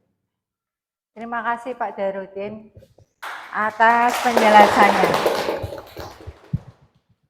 Gimana Bapak Ibu?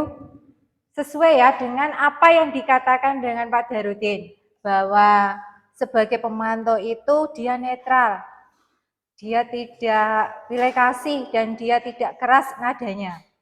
Ya, lanjut dengan yang terakhir. Jadi, apakah Naren meyakini bahasa tubuh dan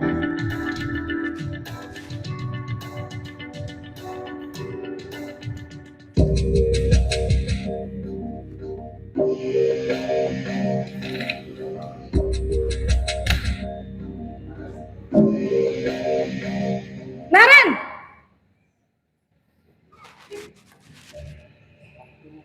Selamat pagi, Bu. Selamat pagi, Naren. Maaf, Bu. Saya terlambat. Iya, sekolah masuknya jam 7, sekarang sudah jam 7.20. Jadi sekarang bagaimana ini, Naren? Maaf, Bu. Saya lupa setel alarm saya semalam. Baiklah, menurut kamu, keyakinan sekolah yang mana yang perlu kamu tingkatkan? Menghargai diri sendiri dan orang lain mungkin ya, Bu. Setuju. Jadi, apakah Naren meyakini prinsip saling menghormati tersebut? Iya, Bu. Saya meyakininya. Apakah Naren bersedia memperbaiki masalah keterlambatan ini? Bersedia, Bu. Bagaimana kamu akan perbaiki masalah keterlambatan ini? Saya akan coba untuk tidak lupa menyetel alarm saya, Bu. Baik, kalau Naren lupa menyetel alarm di rumah, ada orang yang kira-kira bisa bantu mengingatkan tidak? Ada, Bu. Kakak saya, Kak Ema. Ada lagi selain Kak Ema? Selain Kak Ema, ada ibu saya. Baik, jadi yang mengingatkan Naren adalah Kak Ema dan ibu kamu ya? Kira-kira akan mulai setel alarm kapan nih, Naren? Setelah pulang sekolah, akan segera saya lakukan. Baik, jadi Naren akan setel alarm untuk bangun besok pagi dan akan diingatkan oleh kakak dan ibunda Naren ya.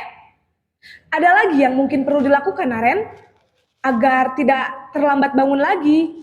Tidak ada, Bu. Baik, Naren. Terima kasih untuk kerjasama kamu. Sekarang kamu perlu kembali ke kelas untuk belajar. Baik, Bu. Terima kasih. Iya, tadi Pos- ini video yang terakhir ya, yaitu dia sebagai manajer. Bu gurunya itu mau ngasih tahu sama Naren, dia akan apa, Bapak Ibu? Dia akan tidak mengulangi lagi keterlambatannya. Dia akan bertanggung jawab dan memperbaikinya. Gitu ya? Iya. Nah, dari tadi 5 video tadi kita bisa menyimpulkan bahwa ada 5 posisi kontrol, yaitu yang pertama tentang menghukum, yang kedua sebagai pembuat merasa bersalah, yang ketiga itu sebagai teman, yang keempat sebagai pemantau, dan kelima sebagai manajer. Tentunya Bapak Ibu yang ada di ruang ini sudah merasakan semuanya belum? Perilaku atau kasus yang tadi video ditampilkan? Ada? Sudah? Tentunya sudah ya? Ya. Jadi tidak asing ya? Iya. Ayo Pak. Ya. Ada tabel tentang 5 posisi kontrol, yaitu dengan guru. Yang pertama misalnya tindakan apa yang kita akan lakukan, misal bu gurunya gitu ya.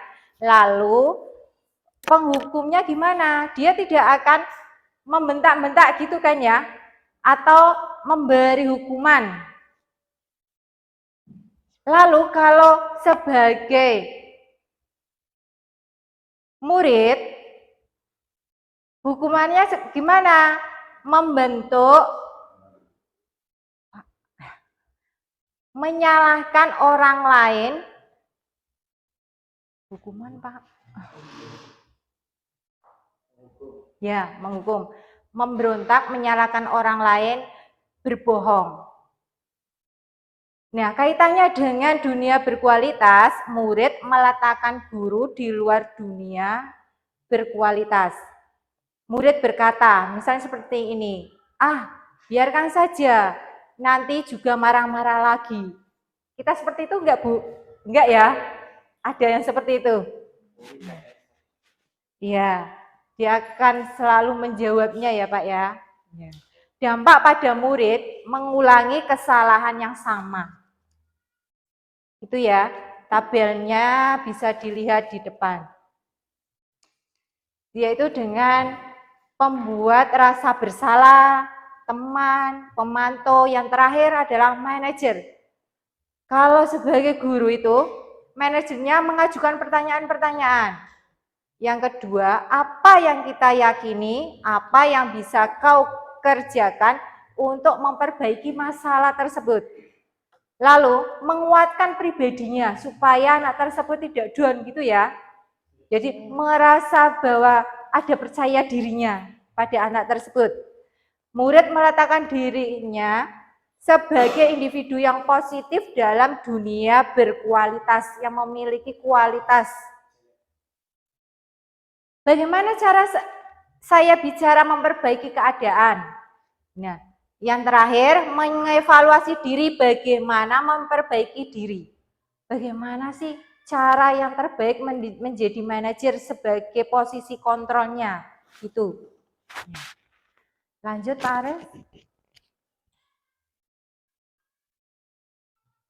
Nah, di antara tadi ada 5 posisi kontrol. Menurut Bapak Ibu, yang paling atau lebih bagus di antara 5 tersebut yang mana?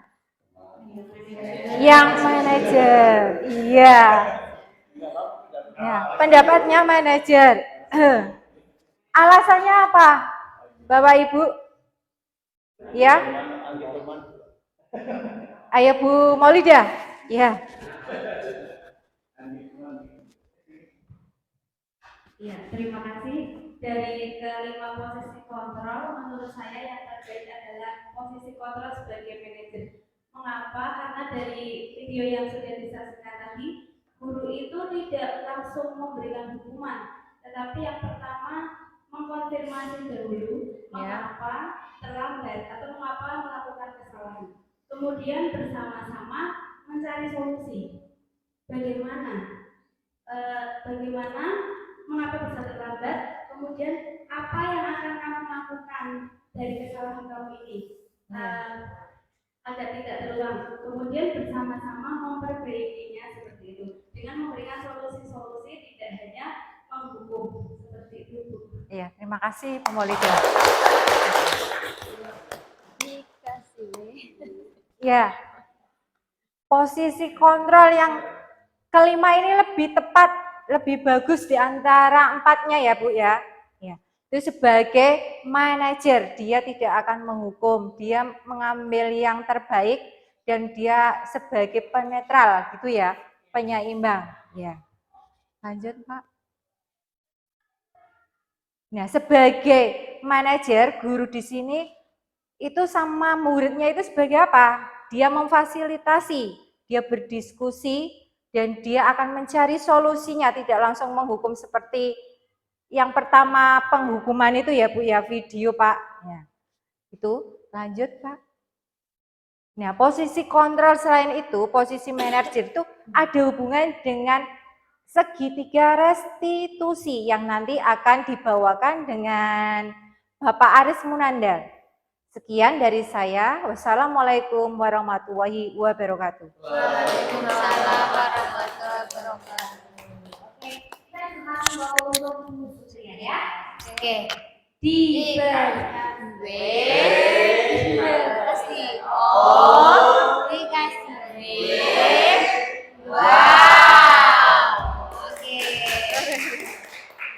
Ya Bapak Ibu, masih ada satu materi lagi yang akan disampaikan, yaitu tentang segitiga restitusi yang akan disampaikan oleh Bapak Aris. Kepada Bapak Aris, kami persilakan. Baik, terima kasih Bapak Ibu. Kembali lagi bersama saya. Di bagian terakhir ini saya akan memaparkan tentang segitiga restitusi. Baik, kali ini saya akan menjelaskan tentang segitiga restitusi. Mungkin ini hal yang baru bagi Bapak Ibu. Yang pertama tentang pengertian restitusi. Restitusi adalah proses kolaboratif yang mengajarkan murid untuk mencari solusi atas masalah dan membantu murid berpikir tentang orang seperti apa yang mereka inginkan dan bagaimana mereka harus memperlakukan orang lain. Gitu. Nah, tahapan restitusi itu ada 3 Bapak Ibu. Yang pertama yaitu menstabilkan identitas. Yang kedua yaitu validasi tindakan yang salah. Yang terakhir yaitu menanyakan keyakinan. Ini ada 3 tahapan yang akan kita ulas sekarang. Yang pertama, menstabilkan identitas. Di sini dilakukan berdasarkan prinsip bahwa membuat kesalahan adalah bagian dari proses pembelajaran yang nantinya akan menggeser identitas gagal ke arah identitas sukses. Gitu. Jadi ketika kita menemukan atau menemui murid yang bersalah, itu kita tidak langsung menyalahkannya, tetapi itu adalah bagian dari proses pembelajaran. Nah, biasanya beberapa kalimat yang bisa digunakan atau yang sering digunakan dalam menstabilkan identitas, yang pertama biasanya begini. Berbuat salah itu hal yang manusiawi, tidak ada manusia yang sempurna. Kemudian kita pasti bisa menyelesaikan permasalahan ini. Kemudian Bapak Ibu tidak tertarik mencari siapa yang salah, tapi kita di sini mencari solusi bersama. Kemudian lagi, kalau kamu menyalahkan dirimu sendiri terus menerus, apakah kamu bersikap baik pada dirimu sendiri? Nah, ini biasanya pertanyaan-pertanyaan yang dilontarkan seseorang kepada muridnya dalam menstabilkan identitas. Kemudian tahapan berikutnya yaitu validasi tindakan yang salah. Di sini dilakukan berdasarkan prinsip bahwa setiap perilaku berupaya memenuhi suatu kebutuhan tertentu. Tadi sudah dijelaskan oleh Bapak Nopi Andri bahwa semua hal yang dilakukan oleh manusia itu adalah untuk memenuhi kebutuhannya. Jadi ketika kita menemui seorang murid, kita harus cari tahu atau tanya alasan terlebih dahulu, gitu ya.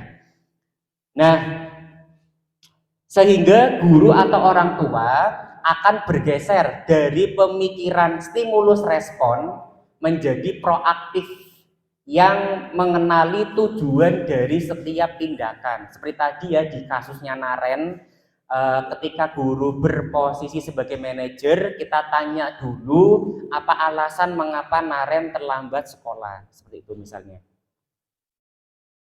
Nah, kalimat yang bisa digunakan atau yang biasanya digunakan yaitu kamu pasti punya alasan mengapa melakukannya. Tadi ya, yang video Naren. Kemudian apa yang penting bagi kamu? Selanjutnya, kamu boleh tetap berusaha menjaga sikap itu, tapi tambahan sikap yang lain yang baru, tambahkan. Kemudian, maukah kamu belajar cara lain untuk mendapat yang kamu butuhkan tanpa harus memukul? Dihitung ya. Kemudian tahapan selanjutnya yaitu menanyakan keyakinan. Menanyakan keyakinan dilakukan dengan memberi pertanyaan-pertanyaan bermakna kepada murid atau anak untuk memunculkan motivasi secara intrinsik atau dari dalam. Sehingga murid tersebut mampu mengaitkan keyakinannya dengan tindakan yang salah. Pada video Naren tadi sudah betul ibu gurunya sudah menanyakan apa keyakinan yang kita percaya di sekolah atau di kelas kita. Kemudian Naren menjawab tadi apa ya, menghargai orang lain, gitu ya. Nah, dari keyakinan yang sudah Naren percayai, kemudian disambungkan atau di apa ya namanya ya, apa ya Bu, dikaitkan dengan dirinya yang terlambat, maka diharapkan nantinya Naren bisa memunculkan motivasi dari dalamnya atau secara intrinsik. Kemudian pertanyaan yang biasa atau bisa digunakan yang pertama, apa sih nilai yang kita percaya di kelas kita? Kemudian nilai-nilai apa yang telah kita sepakati? Kelas yang ideal itu seperti apa sih? Kemudian kamu ingin jadi anak seperti apa?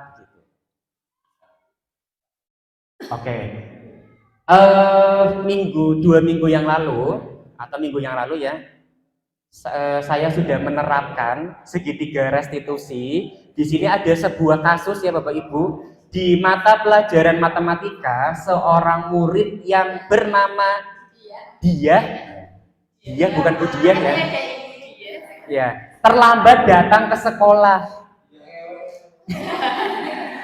Dia terlambat datang karena semalam asyik menonton drama Korea yang lagi hits ya sama anak SMP, kesukaannya sampai malam sehingga dia bangun kesiangan. Nah, di sini saya sudah menerapkan segitiga restitusi. Mungkin Bapak Ibu bisa dilihat dulu ya. Oh, ini nih. Silakan Bapak Ibu cermati nanti di bagian mana saja yang termasuk menstabilkan identitas, terus apa ya? Validasi tindakan yang salah, kemudian yang terakhir menanyakan keyakinan.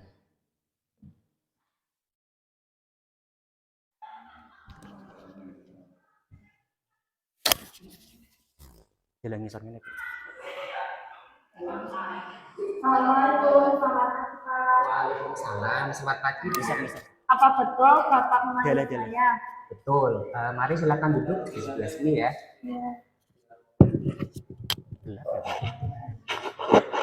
Baik, dia tahu kenapa Bapak mengambil dia di sini? Tahu Pak, karena tadi saya datang terlambat. Memangnya tadi dia berangkat jam berapa?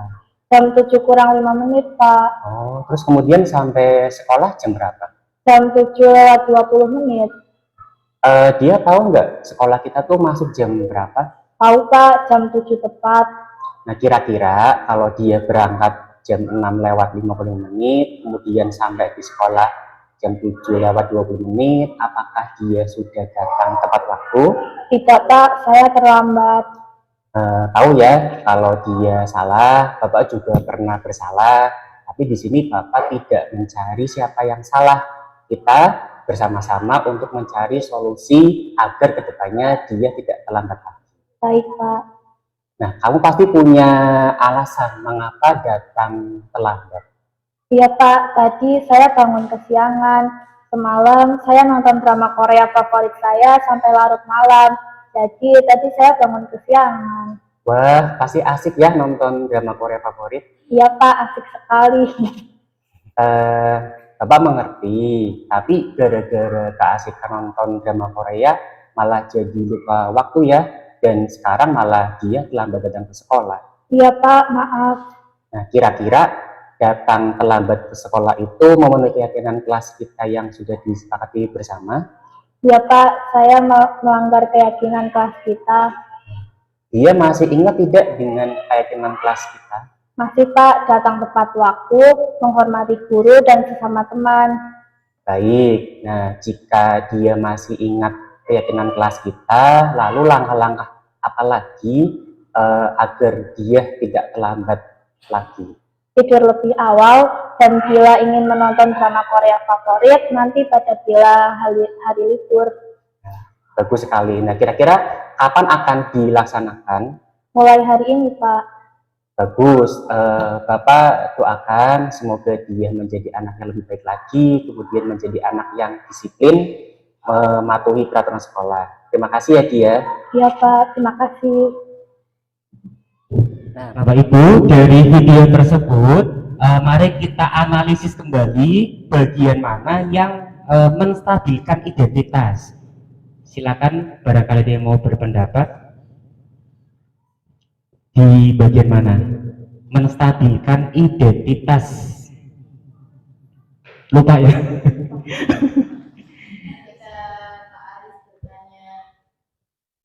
Apa terbuka?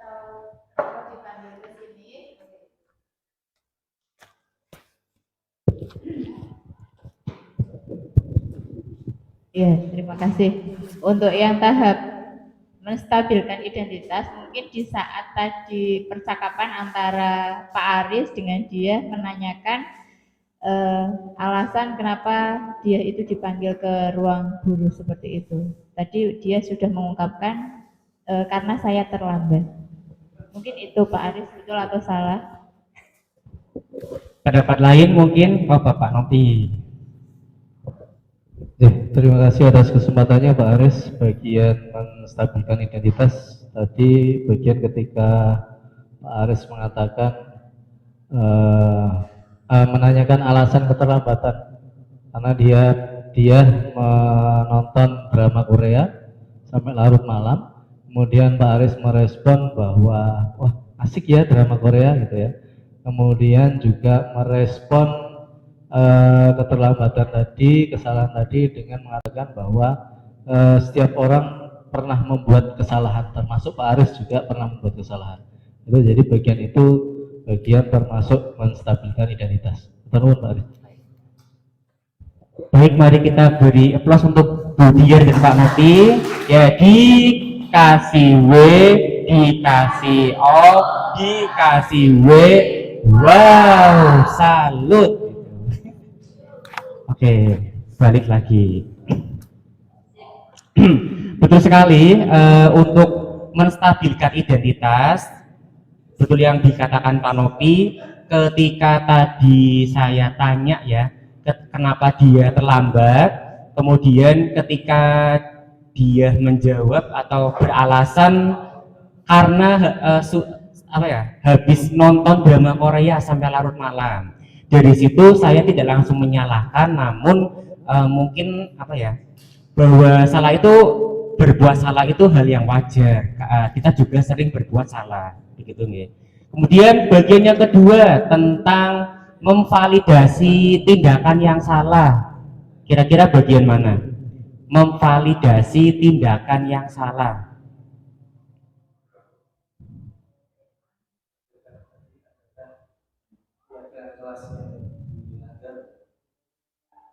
Kalau adakah keyakinan kelas yang dilanggar, itu keyakinan, menanyakan keyakinan.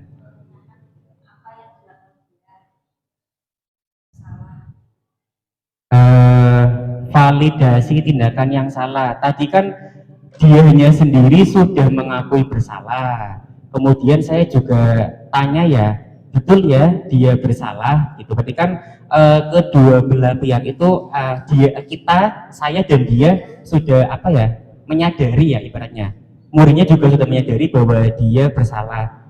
Tadi benar sekali, di situ saya mengatakan kira-kira apa tadi Bu ya? Saya lupa. Iya, kalau itu menstabilkan identitas. Kalau validasi tindakan salah, tadi seingat saya di sini sudah mengingat kembali kesalahannya apa, kemudian saya dan dia sudah ibaratnya betul ya itu salah. Nah intinya kayak gitu, biar siswa itu sudah menyadari bahwa itu salah. Itu tahap yang kedua. Kemudian yang ketiga, menanyakan keyakinan. Itu mungkin yang gampang ya, ketika saya bertanya tindakan yang dia lakukan itu sudah melanggar keyakinan kelas kita yang mana gitu. Nah dia kan menjawab hadir tepat waktu gitu. Jadi ketika kita mengkonfirmasi suatu tindakan atau perilaku murid, kita perlu menerapkan segitiga restitusi. Tadi apa Bapak Ibu? Yang pertama ada menstabilkan identitas, yang kedua validasi tindakan yang salah, yang ketiga menanyakan keyakinan. Begitu. Saya harap di sini Bapak Ibu untuk kedepannya ketika menemukan kesalahan atau perbuatan atau tindakan murid yang mungkin tidak sesuai dengan peraturan atau keyakinan, marilah Bapak Ibu kita bersama-sama untuk menerapkan segitiga restitusi. Mungkin cukup sekian pemaparan dari saya. Kurang lebihnya mohon maaf. Wassalamualaikum warahmatullahi wabarakatuh.